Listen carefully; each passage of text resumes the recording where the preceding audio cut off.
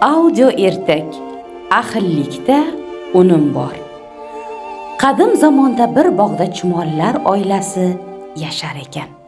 Ular juda mehnatkash bo'lib, har kuni qish uchun oziq-ovqat yig'ishar ekan. Bir kuni chumollar orasida tortishuv chiqibdi.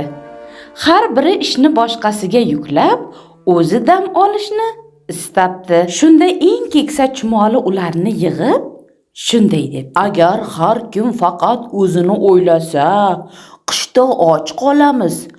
Ahillik bilan ishlasak, hamma to'q va xotirjam bo'ladi", debdi. Chumolilar uning gapiga quloq solib, yana birgalikda ishlashni boshlabdilar.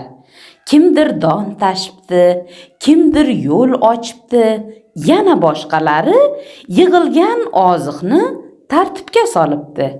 Tez orada omborlari to'lib ketibdi.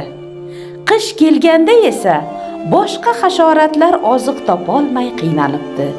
Chumolilar esa yozda ahil bo'lib mehnat qilganlari uchun qishni bemalol xotirjam o'tkazishibdi. Xulosa shundaki, ahillik va hamjihatlik bo'lgan joyda unum va baraka bo'ladi.